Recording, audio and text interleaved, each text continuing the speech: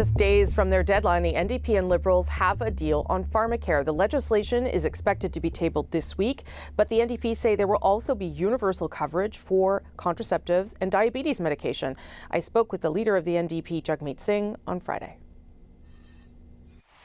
Jagmeet Singh, thank you so much for being here. Appreciate it. Thanks so much for having me. So let me ask some questions, specific questions about the two things. So diabetes and contraception, does that mean that any Canadian, whether they have insurance or not, will be able to access that drug free of charge from the federal government? Is that the idea? Yes, it's very much like the system that's actually been rolled out in BC, for example, for contraceptives. It covers a wide class of contraceptives, including IUDs, prescription contraceptives, and the emergency contraceptives that people take. That's all covered. You go into a pharmacy with your prescription and it is covered in BC. That is the same model of what we're looking to achieve across the country. Single payer, public, for contraceptives and for diabetes medication. So it'd cover a wide range of insulin and other medication that people need for diabetes. So it's not like the dental care where if you have insurance, you have to stick with your insurance. This is everybody gets it, doesn't matter what your situation is. Yeah, this is universal the way it should be for pharmacare, the way the experts have recommended, the countless commissions that were done, the Hoskins report. What people have said is the best way for us to move forward is to make sure no one has to worry about the cost. You go into a pharmacy and your medication is covered. We're going to get that done for diabetes and for contraception. That's going to be life-changing for a lot of people. So let's talk about then what you've managed to achieve in terms of the legislation and what the legislation has committed to, because the Liberals have made it clear that A, they can't afford universal single-payer pharmacare, and B, they just don't want to do it because it's too pricey. So what have they agreed to in terms of next steps? So we have got confirmation in the legislation of language on single payer specifically, single payer universal public. We've got commitments to language specifically that reference the Canada Health Act.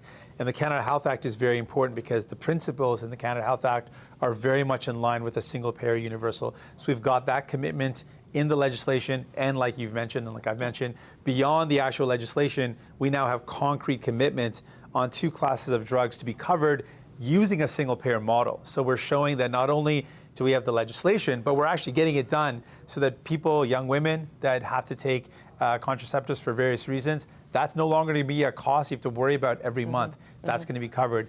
I know someone who worked at a clinic that would have lineups hours long for women that would show up to access contraceptives because it's so cost prohibitive for many people. That's a cost they're never going to have to worry about again because of the program that we fought for and we're going to deliver. How quickly do you think, or how quickly has the government said it can get that in place? I know that it will have to talk to provinces, obviously, about delivery and how this will work. So that way, it will take some time, of course, but it can be done very rapidly. We look at the child care agreement as an example of how quickly this type of agreement can be done. It's going to be single payer, it's going to be covered, it's going to be significant investments on the side of the federal government to make this happen. So we're confident we can do this very quickly. We don't have a specific timeline, but we're saying as quickly as possible. Let's do this ASAP. Did the government then signal by agreeing to these things that there are other drugs to come? Like, do you have a list now to them to say, okay, we've got these two, the next 5 we're going to add, the next 3 we're going to add? Is that what you would hope would come in the months and years ahead? Well, I would tell you, I mean, New Democrats want all medication to be covered. We want a completely public system, so everything should be covered. This is what we've been able to fight and achieve with the Liberals, and we're proud of that. It's going to make a big difference in people's lives. I really think about that young boy and his parents, and I was heartbroken to hear that he wasn't worried about this life-threatening illness, but he was worried about how much it cost. That young boy's not going to have to worry again. And many people like him who worry about the cost of their insulin and their medication they need when they're dealing with diabetes. They're not going to have to worry anymore. So it's going to be really meaningful for them. But what I want to see happen is this to be the way we deliver medication coverage in our country for every medication. That's how it should be, and that's going to be continued. That will continue to be our goal. What would you say, Mr. Singh, to some of your members, even some of your caucus members, who wanted as a goal to get the whole thing right now? And from their perspective, they would say that you have not succeeded.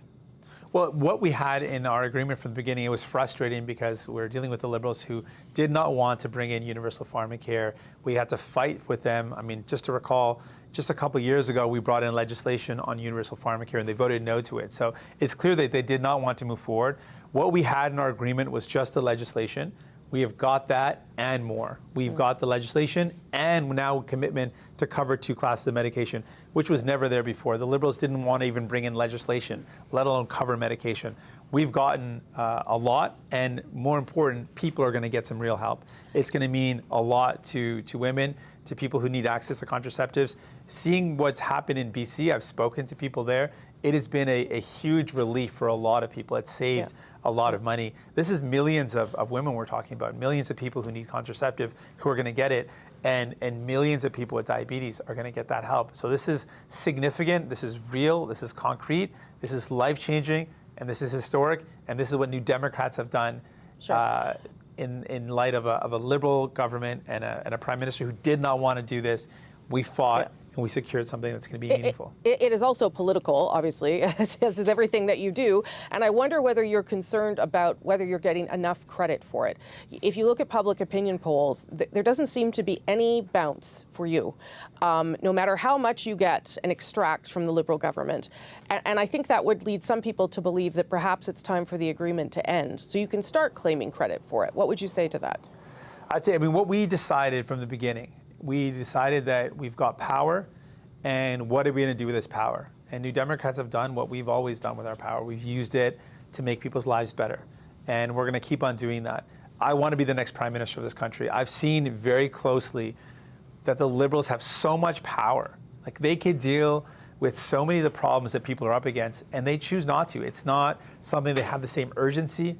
Maybe it's because they've never really struggled in this way. Like, when I talk about the cost of groceries or the cost of housing, for the Liberals, they just don't have that sense of like how much this means to people, how hard it is for people. Sure, but they are still the ones doing it. You might be talking about it, but they are the ones who are taking the action and making the decisions.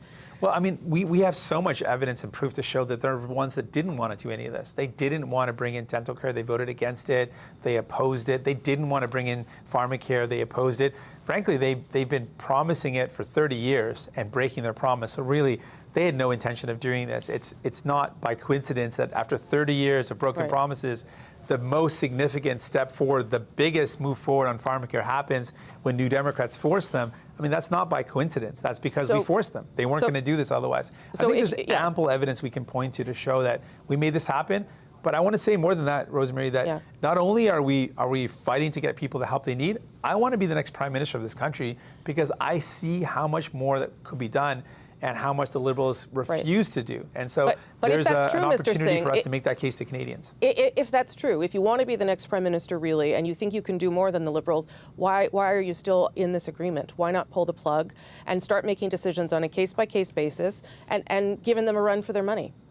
Well, what we decided is to do something big, and to achieve these big things that required us to have some more stability to get it done. And we've got it done. We've got a lot done. And now we're going to look to the future. So why not say the deal's over now once this is done?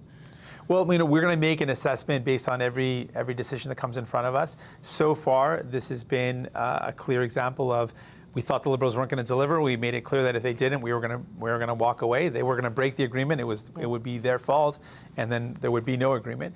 But again, this is about the people that we're fighting for. If it was up to me, I would have left a long time ago. It's not fun. It's not easy.